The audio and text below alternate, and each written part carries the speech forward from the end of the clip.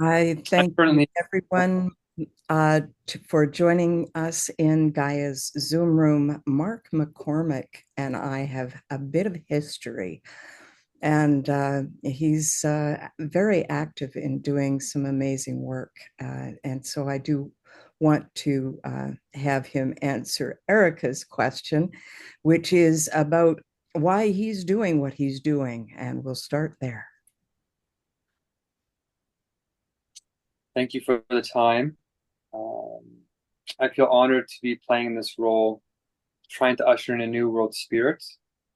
The ultimate goal of these 14 hunger strikes that I'm going on and have been going on for the past, I guess, 10 months now, is to fundamentally change the wayfulness of our species into the way of wisdom. And in being, those are universal laws of the universe and of nature that we're a part of. We're connected to nature. Those universal laws of creation pass through us, but when they pass through the soul into thinking, they can be either human free will thinking that can be contingent and random, which can lead to a separation of ourselves from this divine order of things.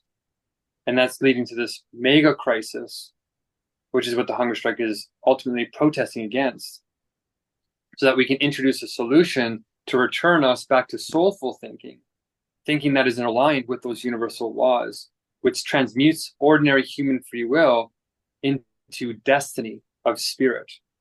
Thinking in the proper wakefulness realigns us with the truth, and it changes our beingness into the righteousness of clear self-actualizing spirit.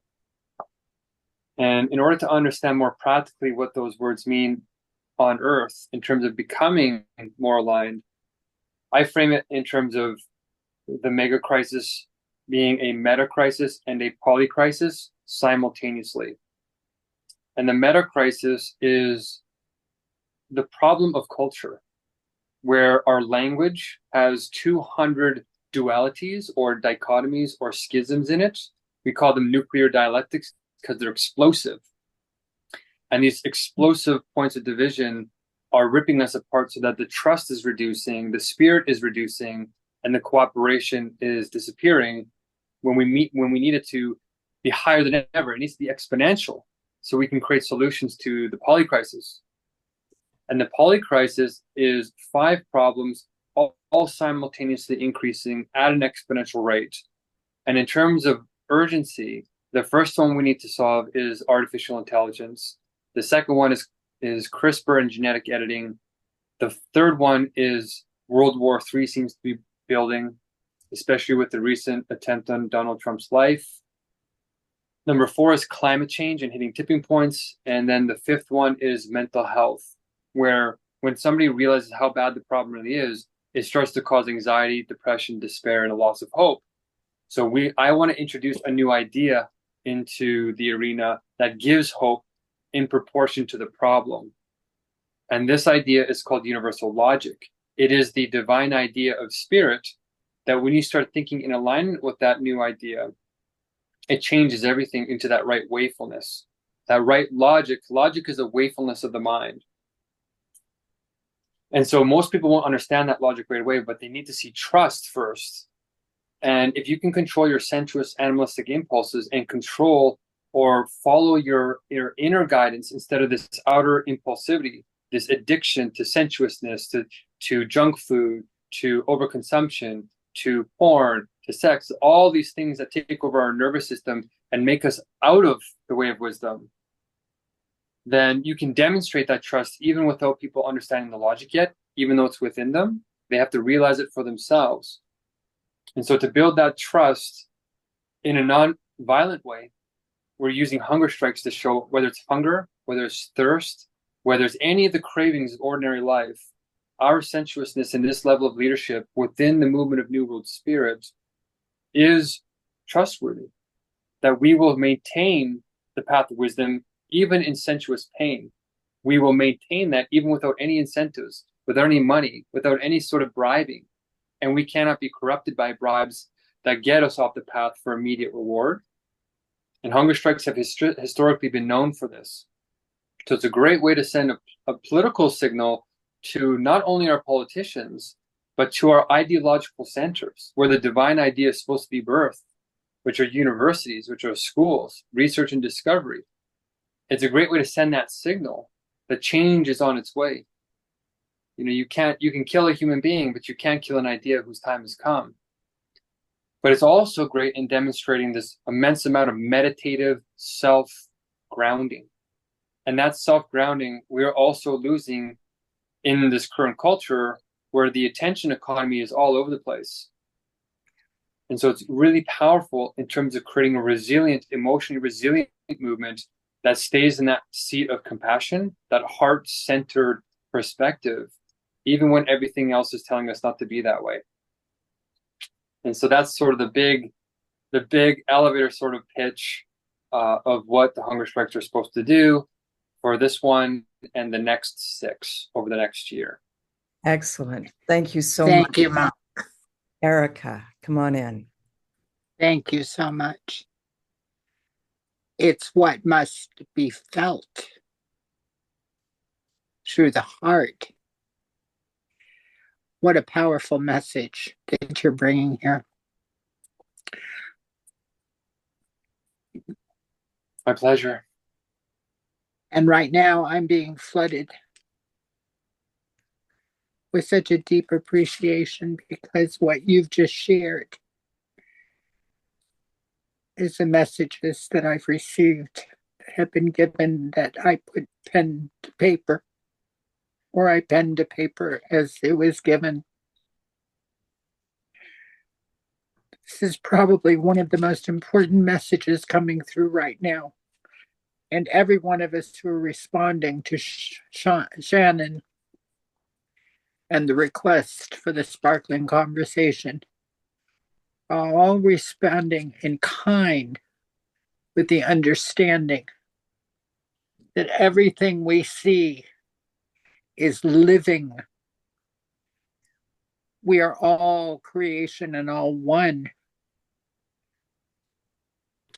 And when we reconnect to nature, that's why when I finished the channeling area, I wrote about the practice that I'm using to reconnect fully with spirit and nature, because it's all one at the same time every day. To regain that awe and wonder of the perfection of what was already created, not by man, not in the human form, because you are absolutely correct that when we go to thought, there are so many agendas and egos involved. And when we really, really allow ourselves to reconnect through nature to spirit, that the messages that come forth are pure thought with no agendas, no ownership. It's not mine, it's ours, it's a collective idea. And we're not only co-creating, we are co-procreating new thought, giving birth to new thought and bringing it into the here and the now. So I honor you, my friend. And it's an honor to be here on this planet with you right now, as we're all hearing the same message. This is what yes. And because of that, mom got involved again. She does that. The magic and ordinary moments that give us guidance and push us in the direction that we're supposed to go. Erica sent me a product of her download, and it was basically formatted by chipmunks. So when I got it, I had to go through it, and in order to read it, I needed to make it look good. So that's kind of what I do. That's how I'm built. And so I have it to read it to you. Erica, would you mind if I did that? No, you're more than welcome to. Okay. I call it Erica's download. Seems like a good name. Within the divine mind, also known as the one mind, creating from the collective consciousness, we begin to co-create by a cooperative method rather than solely owning a thought as our own. It is when we give up ownership within the divine mind, we begin to co-create and procreate. Yes, give birth to, through a cooperative and collective method.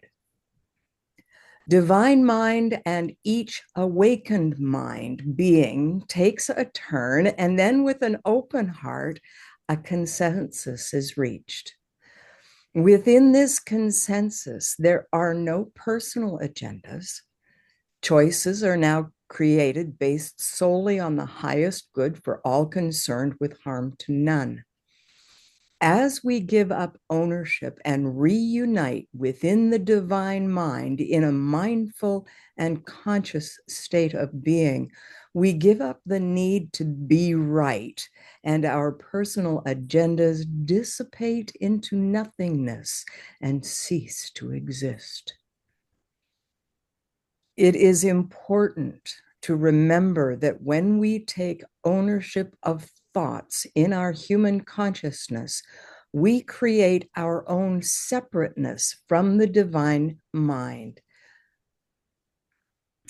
and do not make room for the newly co-created thoughts to emerge. It is only when we become fully united as the one we are, and I had to add in a hashtag, the one we are, because that one's mine and you're talking my language, girl, are within divine source that peace will prevail. Within a most perfect love, all that truly exists within the perfect source of energy is perfect peace, because no conflict exists within the perfect mind of source. Natural order law.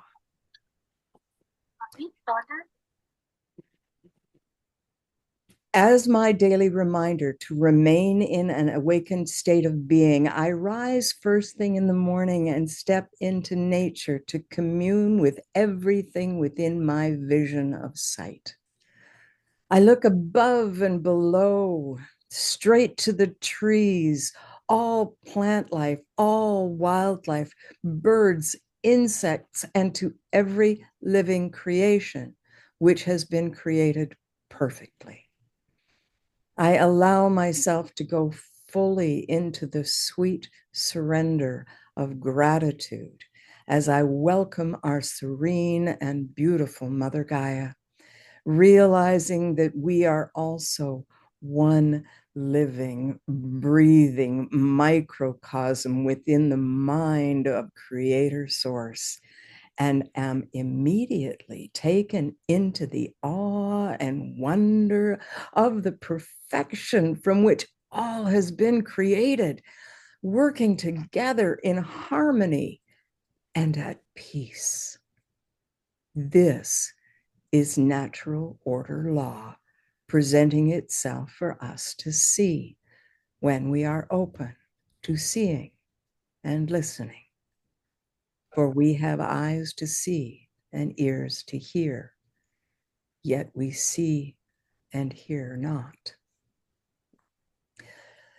For me, this works, and I'm reminded to remain within natural order law in every thought, action, and deed at every moment. I remember that we are here only as the stewards to care for and to be the custodians of all of the creation put into our trust. I'm sure many of you have other methods that work for you individually, and it is perfectly fine, the path you choose, as long as we all choose to awaken and to remember who we truly are. all peaceful paths lead us home. Everything being shared here has either been from a direct channeling from our ancient ones, source energy, and our teachers who have come before. Erica goes on to say, what is Wetiko? As taught by our beloved mentor, Patricia Ann Davis, and her ancestors who taught her, we have all suffered with this disease to varying degrees as we've believed the lies we've been taught. It is the great virus which has spread throughout the human mind, which includes all of the out of balance conditions which need to be named and called out. Lies, greed, lust for power, the need to always be right, ownership, possession, separateness. It's mine, dis-ease, addiction, criminal mind actions, selfishness. Once we call out these conditions in all of their forms individually, we may look deep into our human natures and do an honest evaluation of those conditions and release them, knowing they no longer serve and never did serve our or life's highest good. As we do this, we immediately return to remembering the highest good for all concerned.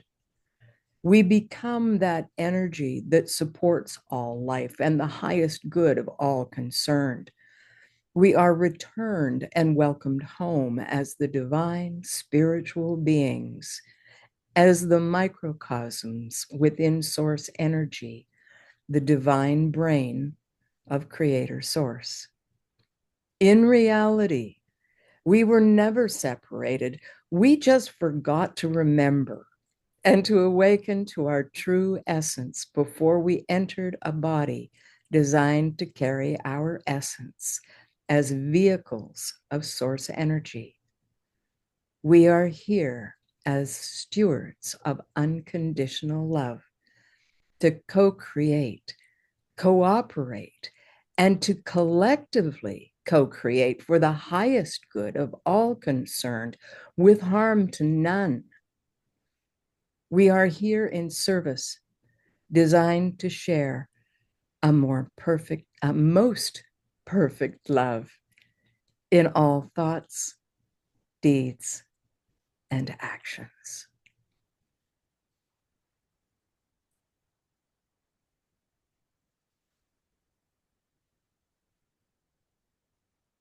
A most perfect love is what has come through Erica.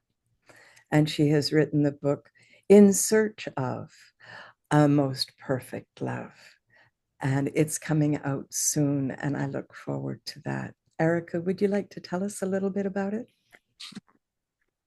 Well, it's a story about a journey that began 74 years ago. But it extends beyond that because I have memories of my previous life and leaving that life through violence and returning to source and being taken into the council of the ancient ones, where so much information was shared to prepare me to return. And now please excuse me. I bring a love that is so pure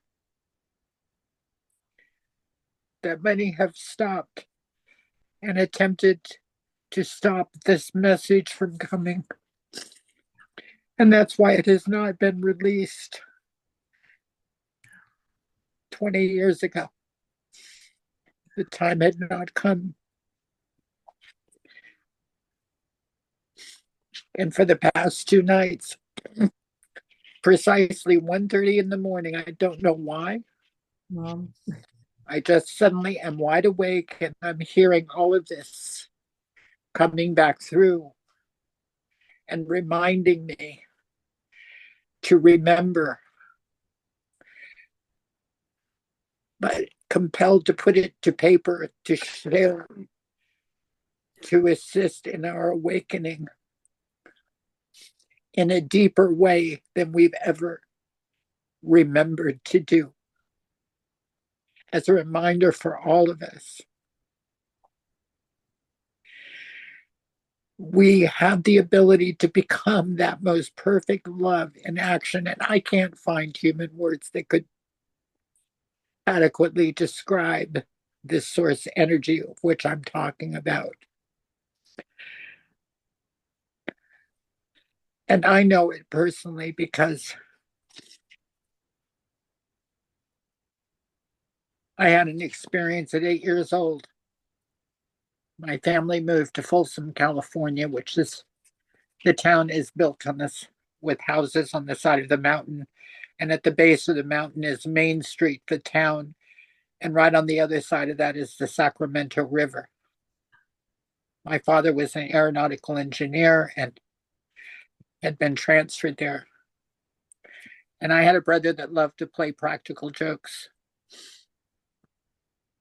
And his idea of funny and most other people's would not have been in alignment. He decided to take the brakes off my bicycle. Oh, geez. And I decided to go further down the mountain to visit some friends. And my bike was going so fast, I could not stop it, no brakes. And by the time I reached the bottom of the mountain, which was Main Street, it was rush hour traffic and the traffic was locked up. And somehow I was maneuvered through the traffic and did not get hit by a car. And if I had gone straight, I would have ended in the Sacramento River. But right to the right of that was a gas station.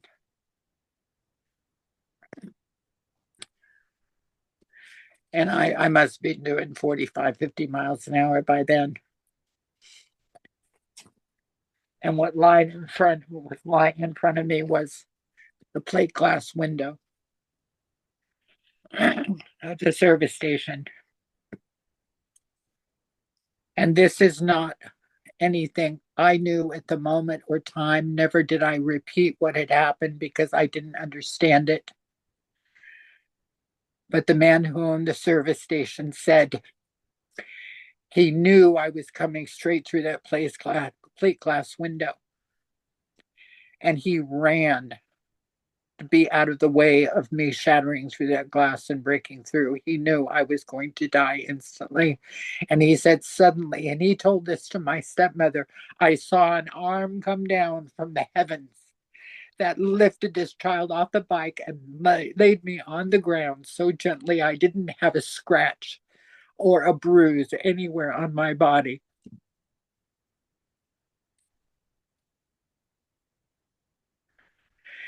And those are the kinds of incidences and synchronicities that I've experienced throughout my life and still remain here to bring the message. And I'm listening to others like Mark, who's bringing the same message, perhaps not with the exact same words, but with the same intent of the heart.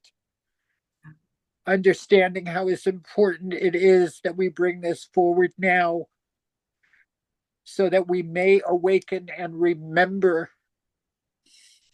And if within our own circles and within our own co-creative times, we cannot come into alignment with each other without our egos and agendas getting in the way, how can we expect peace to prevail on earth? And right now, the ancient ones and the great spirit, source energy, whatever you want to say, God, I don't care whatever labels you choose to put there. And they don't care. They just care that we recognize and listen and hear this message, that it comes forth now, and we learn to truly unite and forget about our own personal agendas, our own need to be right or to be the one that feels as though we're exploiting or bringing out. I don't take ownership of any of this that was channeled or brought. I don't own it. It belongs to humanity to share.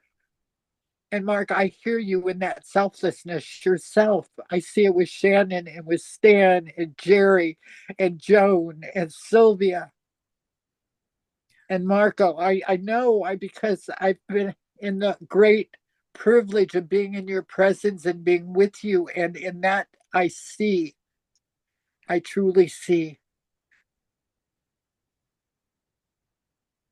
And with that, I pass the feather. And Asa, didn't mean to exclude you. She's walking on the beach. Yes, in nature. Yes, she is allowing your words to be heard by the mother where she lives. Well, she lives in all of us too. But it comforts me to know that she is there in nature's embrace. And I thank you so much, Erica, for sharing that story with us. Wow. Yeah. Yeah. Biggie. Yes, thank you. Yeah. I love you all. Oh, right back at you, girl. Right back at you. Oh, my. I want to thank Stan for coming and suggesting that we record this. So often in this space where it's not scripted and it's not planned, but as you say, Erica, you know our hearts, and the hearts of the people who gather here are in alignment with the natural order. And passionate, dedicated people. And the words that are heard in this space are often, oh, why didn't I record that? And so thank you so much, Stan, for that. Yeah. A question has been asked, and I would like to put it to the group.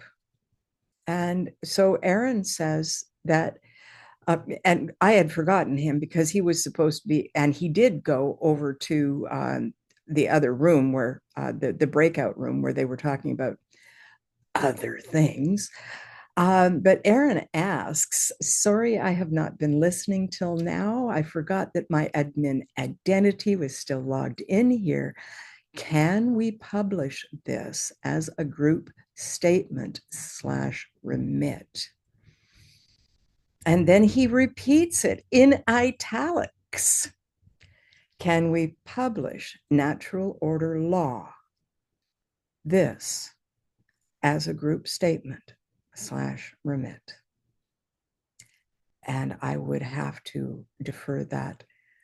And there is no ownership, of course not. However, Erica, the words came out of your mouth, off of your fingers, out of your keyboard. And so the question does go to you first. I'm going to say that I've never thought of myself as a person who channels, but I have always heard spirit when spirit speaks. I'm not taking ownership of those words because they came through from divine source, the ancient ones, the angelic realms, wherever they came from. I heard the messages and put it to paper. That's all I did. I was the scribe. So this message was intended for all of us. So I think you already know what my response is. That's kind of what I thought. Yeah. Um, I do want to share that there was a time in my life when I had something kind of spectacular happen as well. Um, and I think it's the right place and time to tell the story again. And it is the first story that I have published. It's actually at this point in time, it's the only story I've published. And it's in an anthology. So it's kind of lost within the torrent of words. But the story, as it goes, as a 14 or 15-year-old, I was out uh, at the beach and on a summer night, and I had overindulged, and I found myself on my knees by the river, and I was not well, and I my eyes were caught by the path of light on the water, and I followed the path, jumped up to find the source, and there was the full moon, and my heart ripped itself out of my chest and threw itself at the moon. And I heard my voice say, "Help me." And I was confused because I hadn't thought to say those words, and I didn't know to ask. But as I'm in that confusion, I realized that my body has calmed and I have been helped. And then I go into, what do I have to say thank you with? What boon can I offer the moon? And there's my mind scurrying around in my brain, trying to find in all the corners, looking for things that I might have that the moon would want. And while I'm engaged in that, I hear my mouth open up again, and I hear my voice say, "I will speak for you when the time is right. I will speak for you."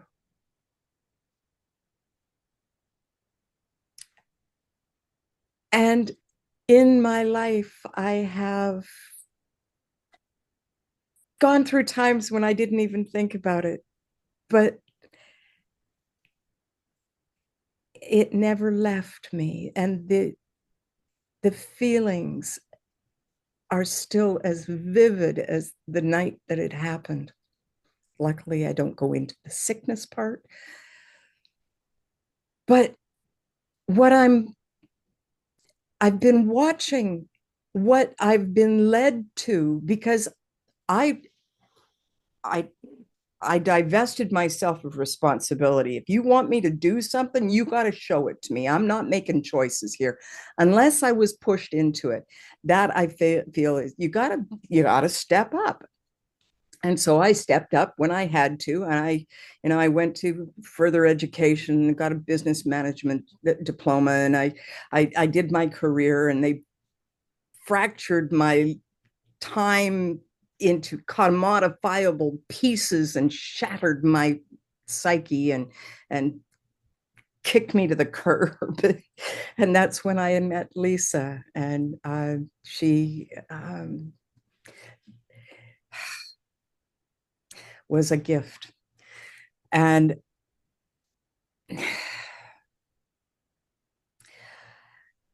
in the breaking that happened, I learned the beauty that is in the gold.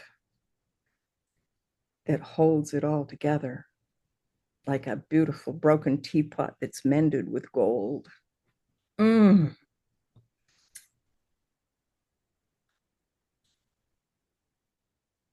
The cracks are where the light gets in. It's also where the light gets out. It is necessary to break in order to be bigger than we were before. Because you cannot stuff all of that stuff inside those words that held us into what we were. We're finding our way into the larger one that holds us all together. This is what we were made for. I'm sorry it hurts so much. None of us are lost. All of us are still here.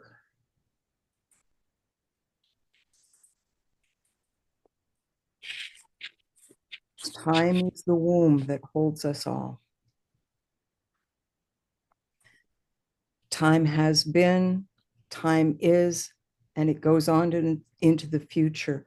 There are many ways of looking at anything. When you look at a shadow, it is not the thing. You need to turn around and look at the light. And I think that that is where we are at now, is we're turning around and we're looking at the light. And I'm so glad to be here with you in this glorious moment that holds us all. Thank you so much for being a part of my reality, our reality. Hashtag the one we are. And Shannon, may I ask now, because Aaron asked us a question, and Jerry, thank you for that comment that you just posted.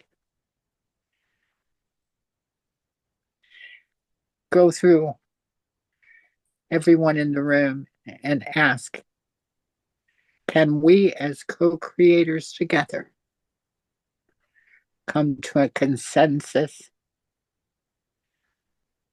on whether this should be published as a statement of the group? Well, you've said what you want to ask, and may I be the first to say yes. I pass the feather to Mark.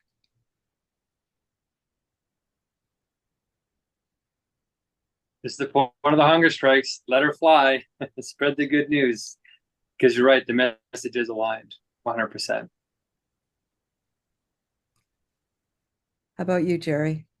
I think it would inspire people to, in the Bible it says that as we tell our story of miracles that happen in our life and situations like you just went through, it strengthens each other's faith. So I think this is a good way to strengthen people's faith that's going through similar places. Thank you so much, Jerry. Asa, you're up next.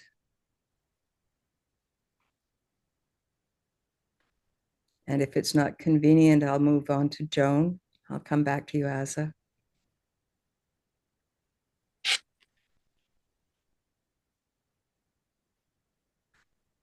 I was having trouble unmuting. What are my Well, addressing here? what you have heard spoken, it has been asked whether we can publish it as natural order law as a group statement. Oh, yeah. I think everything that was said is beautiful. I especially love what you just said, Shannon, about oh God, I repeated it. Now I can't remember. It was the last thing you said. It was beautiful. But it's It's recorded. on recording. It's on recording, luckily, but it was amazing. Oh, you were just flowing words out of you that were incredible.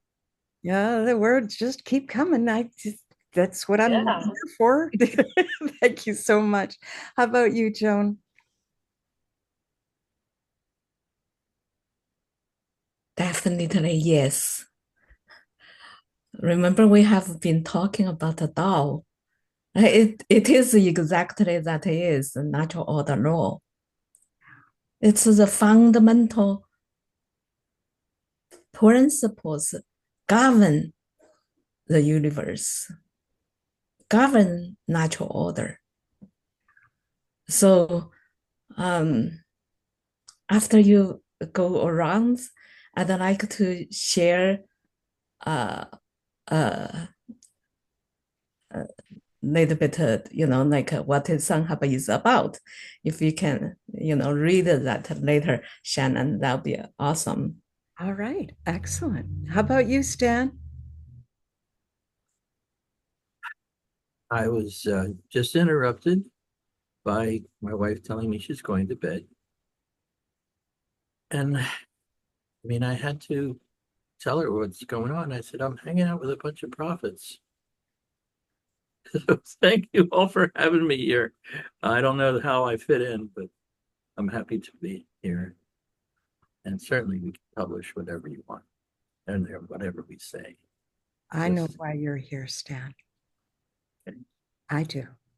Well, I'm glad for that. You don't need to know. It's okay. Sylvia. My path is non-creedal.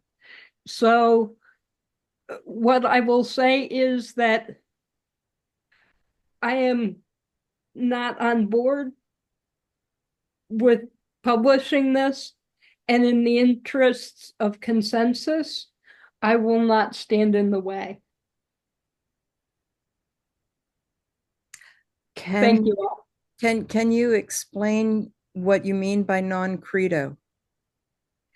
Non-creedal, D-A-L, and it's a Baptist principle to not publish and I would say promote creeds that say what we believe,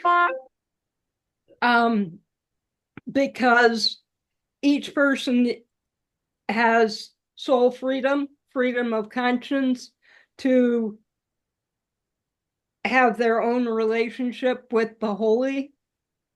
And so to be part of publishing a set of beliefs is contrary to yours. I understand.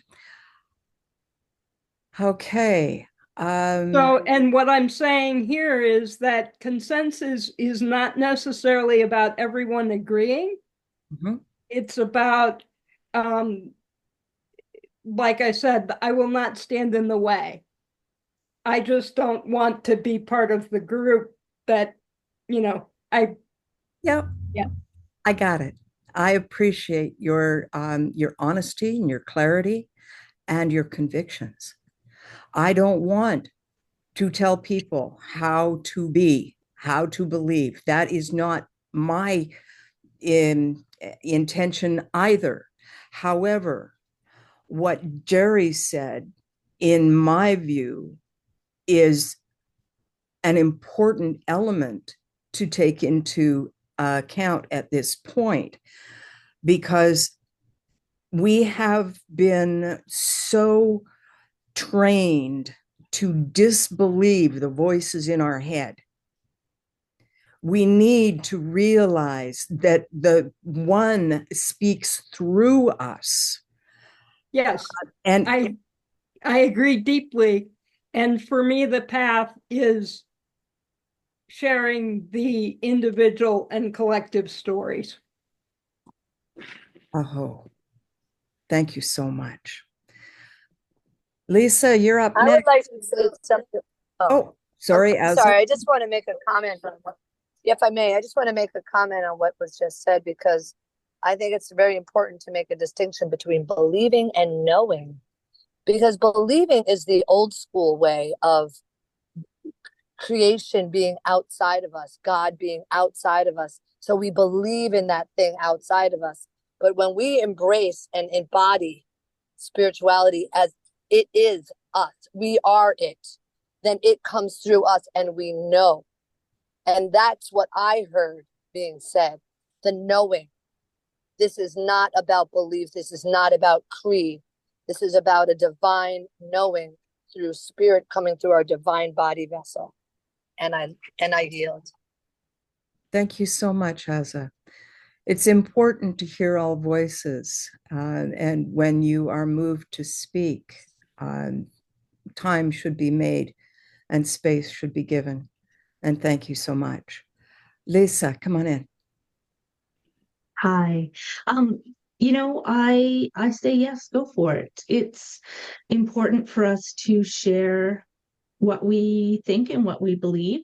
And so the majority of people who come here, I think, are on the same page. And also in the end, Shannon, this is Gaia's Zoom room, and you decide what Gaia says. Well, I don't really decide. I'm sorry. Well, you decide what Gaia says for this room as the It's more like how you allow, what you feel is in alignment with Gaia. Correct. Yeah. And yes, it's important sometimes to split hairs. And I do understand your intentions on that, Lisa. Yeah, I do guide the conversation and not what comes out of people's mouths. And I appreciate the power that you give me, because it is, my room. And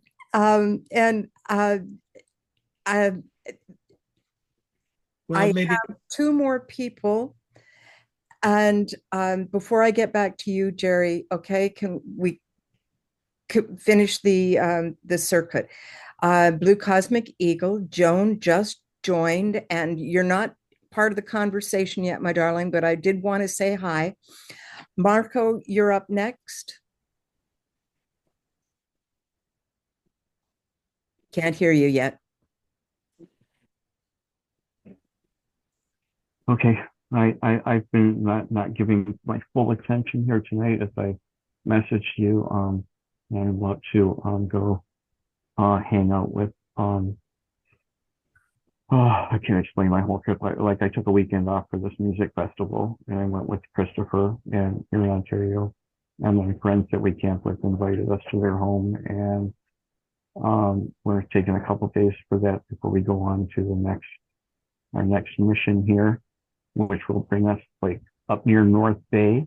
And possibly after I leave North Bay, I was thinking I might be on the trek somewhere towards Ottawa. And if I get in that direction, Joan, I will reach out to you maybe if you have time. Because I think that would be interesting. Yeah, when are you coming through? Because I was telling them that I'm on the way to Thunder Bay, which is going to pass North Bay. Yeah, we might cross. So on Friday, I'm not sure my schedule. My schedule is not figured out yet. It'll depend on what we find when we're in North Bay. We're actually a little south of North Bay, not actually North Bay, but exchange. I've got your. Yeah, I have a phone number. I'm going to put it in the chat. And then afterwards, you can, like text me. And so that way, we are leaving on Friday. That's okay. Yeah. Yeah. That'll be really wonderful. Put mine in too. Okay, so but the question was of publishing something or not, and can you give me what exactly is it you're wanting to publish? What we're talking about is a piece that Erica wrote, and it includes talking about within the divine mind, one also known as the one mind, creating from the collective consciousness. Oh yeah. Right. Yes, okay. I agree. Yeah, and it talks I'm about cool to publish that. Yeah. Okay. Good. Excellent. And finally, we have Aaron Gray, who made the suggestion. Did you have something in mind? I was a bit concerned about Sylvia's view, but I, I think things are about not disturbing other people's life paths, but embellishing their knowledge, their feelings towards alignment. I think we're all going through a path of alignment or non-alignment. And I think the more that people align their paths, the more coherence there will be to the human race. I've came from a very strange background. I've seen some weird texts. I've read Crowley. I didn't like Crowley. I like this. This is aligned with some higher set state of being. Um, I I couldn't believe that I bumped into this. Just turning on my computer, and I decided to stay and listen. And I thought, well, yeah, I think this is a very good remit. I'd use the word remit widely for this group. It describes everything that we're trying to do on all these groups. Um, and I think it's something that people should read, and on reading it, I think they would know how to fit in with the group. Yeah. Thank you so much, Aaron. No, what's the better? So Marco has to leave. Bless you. Drive careful. I hope you and Joan get to meet up with each other. Joan, I want to tell you how much I have missed you, and that I really want to have deeper conversation with you.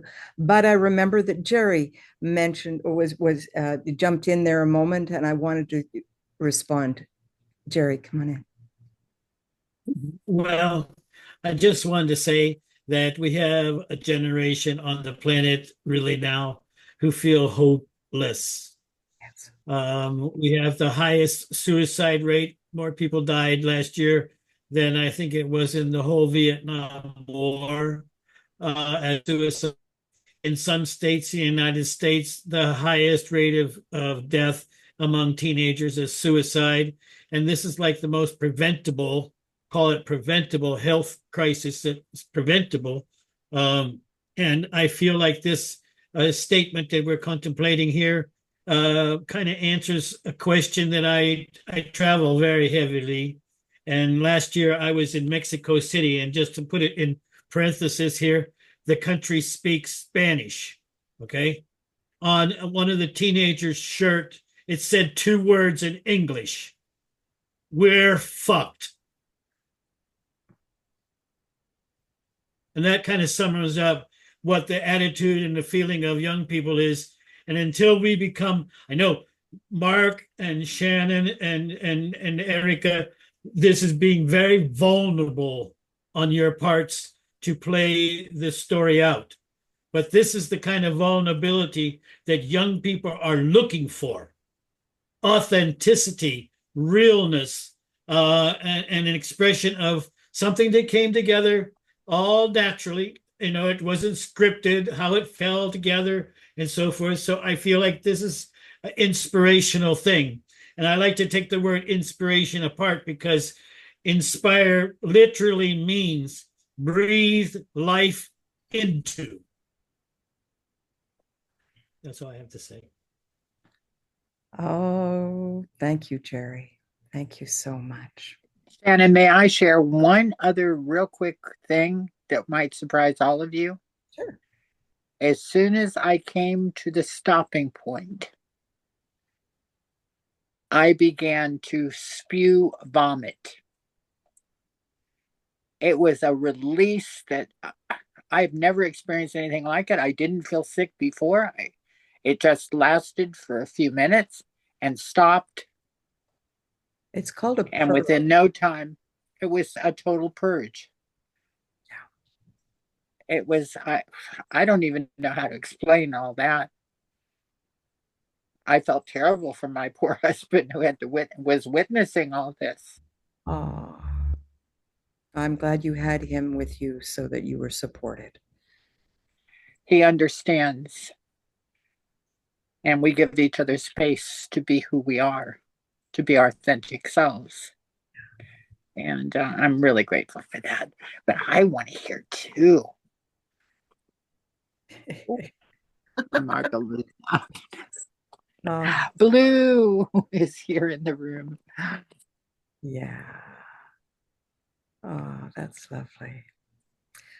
Aaron, you had your hand up. Yes. Yes, this Jerry said about suicide in young people. Yeah. So many people have not found their life's paths or have lost their life's paths. Some people are born into an environment where finding their life paths, finding their mentors, they've got incorrect mentors, they've got the wrong environment, the chaos that people are now born into this world in, compared to previous generations where there was a much larger alignment between social groups, between on all levels. That alignment is so important. If you don't know where you're going, if you don't have that life path, and people are now just being given drugs, they're depressed. They're being given these SSRIs. Now, SSRIs, they basically build up levels of serotonin, the feel-good drug, between the synapses, and they change the heuristisis function of the synapses and compress. It's like an audio compressor. All the lows come up and all the highs come down.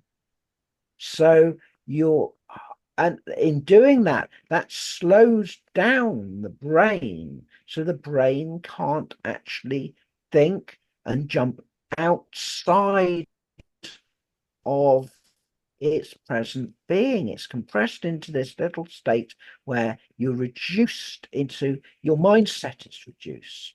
Yes, it removes the depression, it reduces the repetitive thoughts problems by slowing the brain down. But a lot of these people haven't got enough vitamin B1.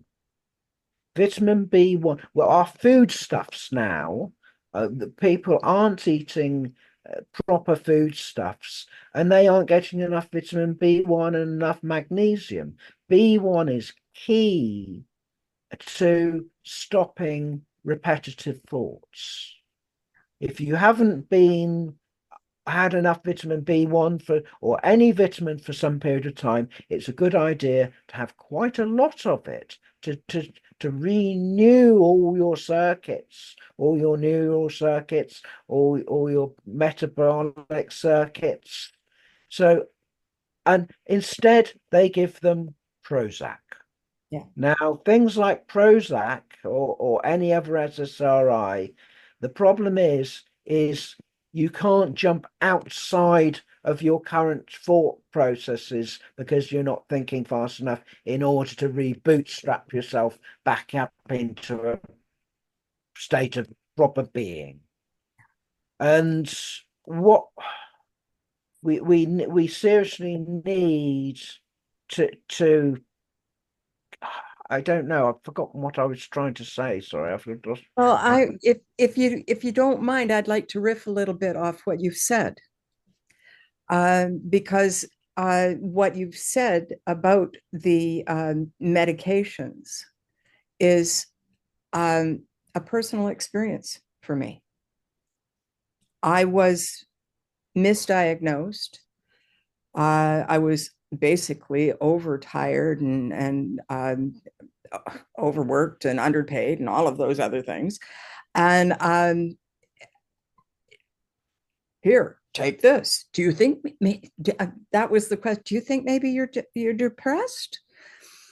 And so here, try this. And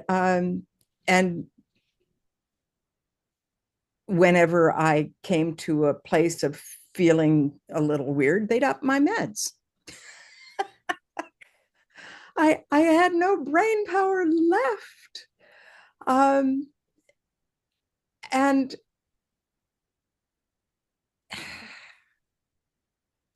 I understand that feeling of being lost, feeling that you're off your path. I understand that personally. I want to say my truth. Please find your own, but you're welcome to try mine if you want. My truth is that I have found that I am never off my path.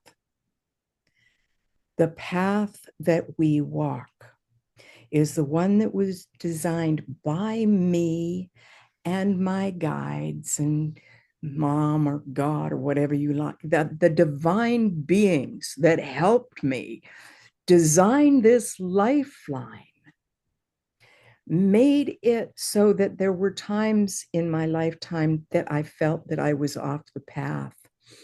I was given the most amazing, magical things to happen when I was young. When I was 9 years old, my mom came to me and said, "Your brother is dying. He thinks he's dying. He's got asthma, and the doctor says the only way he's going to survive is if we buy him a dog. I want you to open up your piggy bank that you have never opened before. I know it's the only money you've ever had, and you've been saving it up." I had been kissing the nose of that China pig since I got it. And I didn't have a lot of money in there, but it was the only money I'd ever had. And I have to think about this, Mom, that he was not my favorite person. Um, um, well, it was just my brother and I, and I, shit runs downhill, and I was the younger, and it's just, yeah, well, it was. He wasn't having a good time, and neither was I. and so Mom gave me overnight, and so I went and I thought about it. And at the time, I was reading a book by a Tibetan Lama who had bilocated or relocated his soul into an Englishman's body so he could write his memoirs, Lobsang Rampa.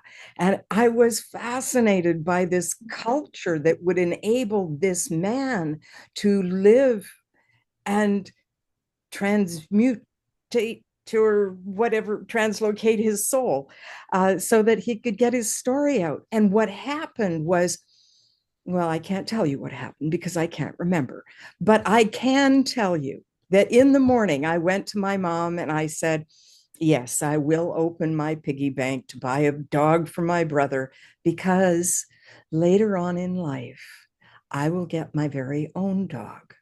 And there's no way I can make him come any sooner.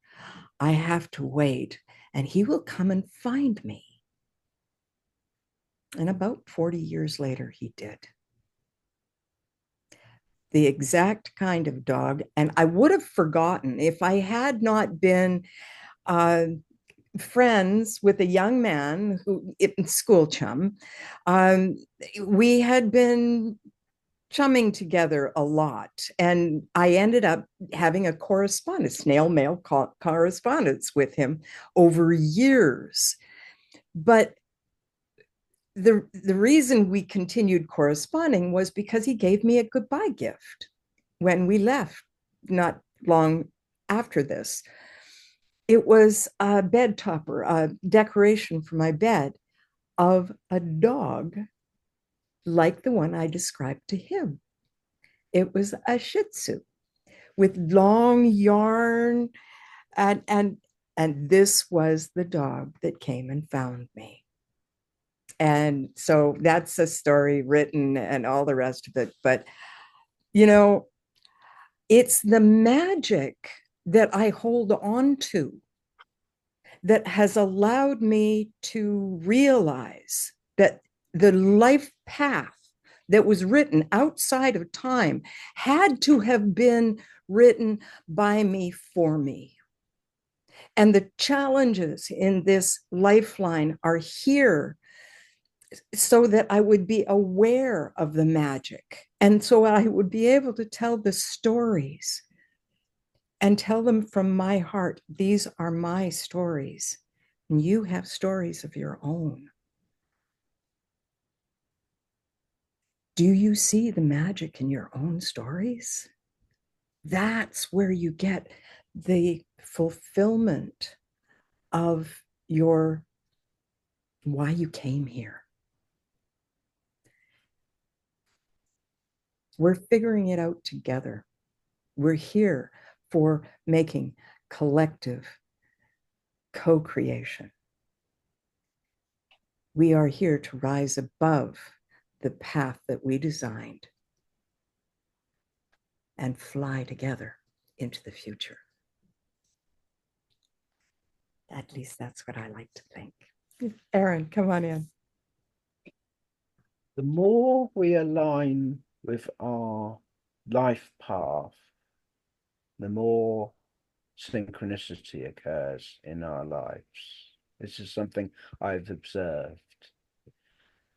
I'm not very good at telling stories, but here's a story that I've told once and I would love to tell again.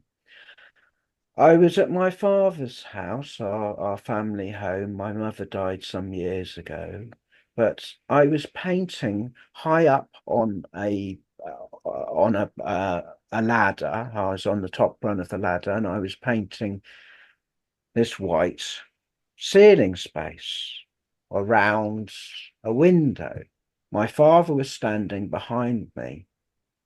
All of a sudden, the ladder came, I just toppled off this ladder. I know how to land. I landed perfectly. Now, on the top run of the flat bit on the ladder was the white paint. Now, when I landed, I was so worried about this white paint, I was looking around for it everywhere. I had the paintbrush in my hand still. It was about a 6-foot drop. We couldn't find the paint anywhere. Now, it turns out it was in a plastic box, in a plastic bag that just happened to be open, and there was not a drop of paint anywhere other than in the bag. Just for a funny story. That's a good funny story. I like that. Mom was on your side, I would have to say. Yeah. And that is actually, that gives me an in to talk about mom just a little bit. We need, as people being in life together, I think that we need more humor in our humans. And I believe that we get more humor in our humans when we allow mom to play with us. When we realize that she will save the paint and the house if we stay aware of the magic, if we honor the magic, everything, all the synchronicities start rolling and happening, and it's all happening for you, not to you. Your perspective changes, your attitude changes, everything changes. We change the world. This is what we're here for. We can change the world with mom's help. And we could rack it through life as we have been. And honestly, if the politicians in our world started listening to mom, oh my gosh, it would change everything.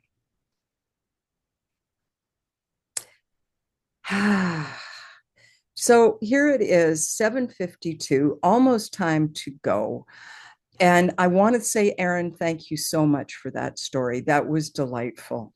Yes, that makes me grin too. And I have not heard more than a word from Joan, my dear beloved blue cosmic eagle. Tell me how you are before we have to go. Well, we're doing fairly good. I wanted to answer or to speak about what I was listening to what everyone was saying, because what struck me was that I'm 74 years old, and for a very long time growing up, I never knew what I should do.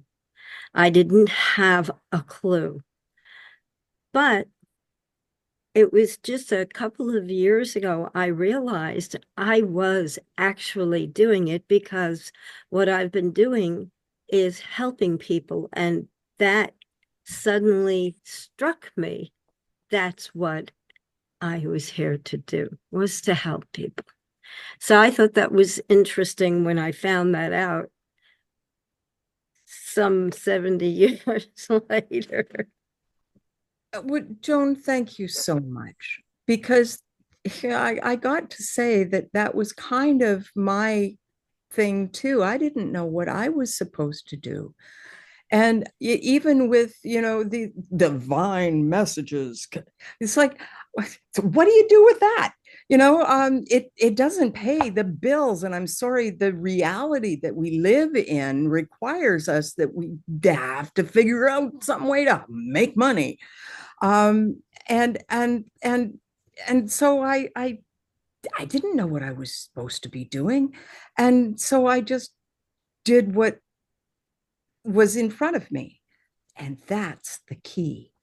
Mm-hmm. You do what's in front of you until the thing that you want to do, the thing that your soul says, yes, let's do that. Because you will not be off your path if you are moving towards the thing that is needed to be done. Right. The next right thing will come and show itself to you. You just have to be willing to say yes. Absolutely. I did have just one thing. Yeah. I did have, or I have found, other than what I'm supposed, what I was supposed to do all along, I found my happy place. My happy place is something that I lived with all my life, not understanding that it was going to be my happy place, was music. Because my parents played music, my brother and I played music, and it went on from there and continues. And that is where I go when I really want to get out of whatever difficulty I'm in. Absolutely. Yeah. The happy place is an important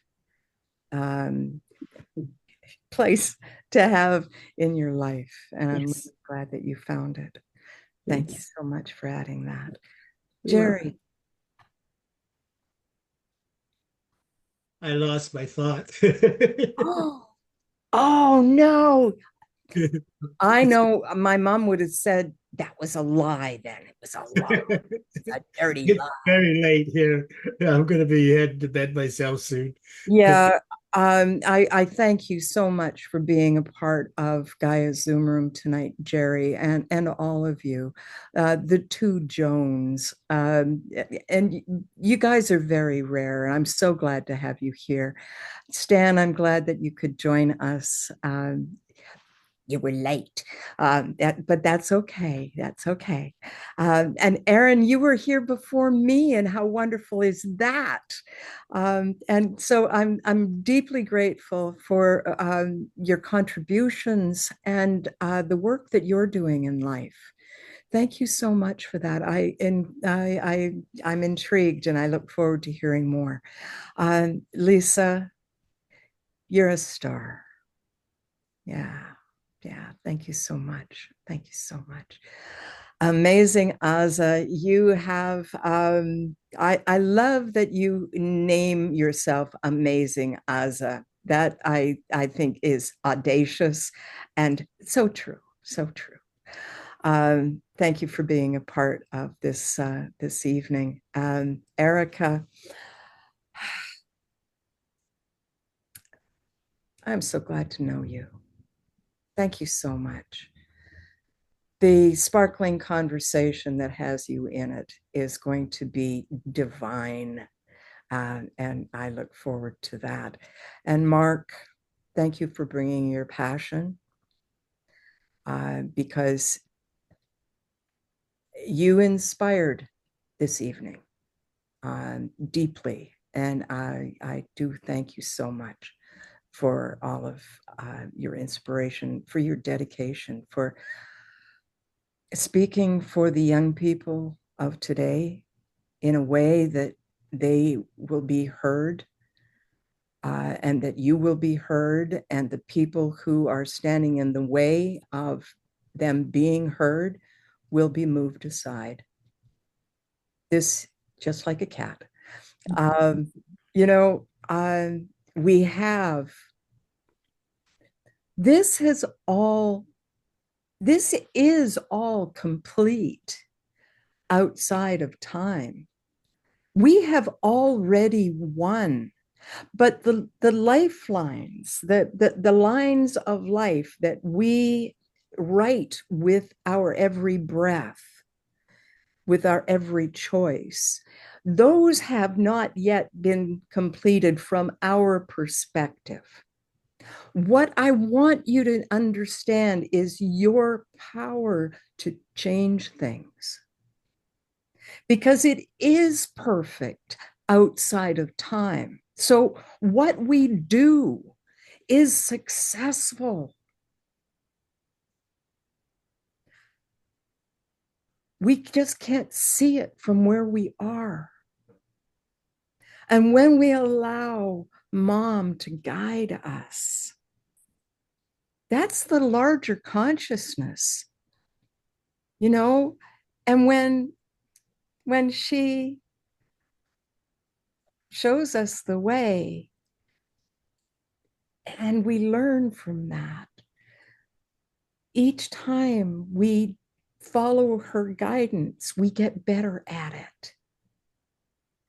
And if we remember it in our everyday moments, we will get better and better and better at it.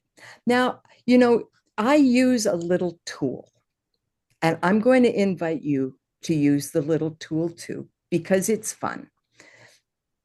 I watch the sets and sequence of numbers that pop up in my awareness unexpectedly, and I take screenshots of them. You know, when I open up my phone and it says 11:11, and I go, "Oh, Mom, hi." And so I actually say hello and thank you, because that's the right way of honoring Mom. I take the screenshot because nobody would believe how often she comes and plays with me. my photo stream is littered with them. But if we all do that, I just imagine it will be a tsunami of awareness, of guidance from above, inside, from the divine. And so I invite you to take screenshots. I call them mom selfies, hashtag mom selfies. But when I looked that up, mom selfies were moms with babies, and that's not quite what I meant, but maybe we can overwhelm the mom selfies, and we'll have a few kids thrown in there as well, and beautiful moms, and that's not a bad thing. So maybe we'll just have a different kind of mom selfies. So I don't want to have the last word at this point until I hear Jerry and Aaron. Jerry, come on in. I remembered what I was going to say. I was kind of the same way in my life path as you all, kind of like, okay, okay. And then when I was 28 years old, 40 years ago, the Home Office said it in 2 words: be available. Wow. Be available. I gotta say, that is kind of basically what I've done. And rather than throw myself into something that I'm not passionate about, I had to make myself available. And so that is such clear, beautiful guidance, Jerry. Thank you so much for being available. And Aaron, come on in. Yeah, I did a 6-month experiment I called Interesting Times of the Day, looking for patterns in times on the clock. Now, like 1, 2, 3, 4, 12:34, 11:11. You just look for them. The more you look for them, the more you tune into them. You can wait for them to occur to synchronize with the clock. You can involve the seconds as well. The more you do that, the more it happens. The more you just look at the clock on the time. I got 2 minutes to the hour. I kept on getting 2 minutes to the hour, and then I locked on to the hour. And then it was like I was in synchronism with the clock. Now, I have different clocks in different rooms. Some of them are synchronized, some of them aren't. Now, I got to know each clock for each room. This is all subconscious, and you don't know what, it just happens. So over about 6 months, I got to the point where I could synchronize my time to what I was doing, to work and everything. And it was a very interesting experiment. And it just came from that looking for interesting times of the day at the beginning, looking for the synchronism to build up. And then I stopped the experiments. And it all sort of dissolves. But I can still look at different clocks that are, some of them are to the rugby time base, some are not. It comes in and out now. I mean, if I practiced it more, it would come back again. And well, you can look at it like a practice, and I went at it from a different perspective, from an artist's perspective. You're more of a scientist kind of guy. And I appreciate that, but I came at it from the artistic perspective. And what I've found is like opening up the clock in the middle of the night, and 2 nights in a row, 4:44. And needing to take a blanket off the bed in the middle of the night, getting up in the dark and folding the blanket perfectly, I might add. I found out the next morning, it's setting it aside and then deciding, well, I should know what time it is so I know how deeply I can allow myself to go back to sleep. And it's 2:34. It is how one would scientifically figure that out. I don't know. I'm not going to try to figure it out. I'm just going to go with mom and say, thank you, mom. Now, the rugby time base is 60 kHz.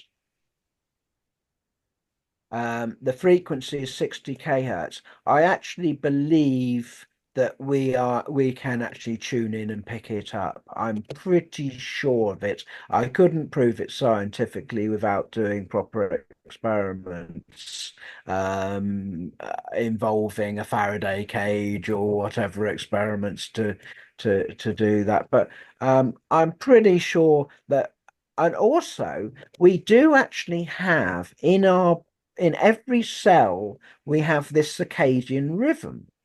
So there's a sequence of protein functions that is very accurate. it's actually longer. The full 24 circadian rhythm is actually longer than 24 hours for some reason. We get synchronized back into it by when we experience daylight. But yeah, I think there is so much more to everything than science puts forward. I call myself a parascience scientist by the side of science. I believe that science doesn't acknowledge that we are actually part of the experiment. Yeah, yeah. Yeah, and on that note, we are part of the experiment. On that note, yeah, Mom is playing with us in a most scientific and not way kind of way. Um, Gaia's Zoom room needs to be dissolved, and we will reconvene next week at our usual time. And I love you guys so much. Thank you so much for being a part of my reality.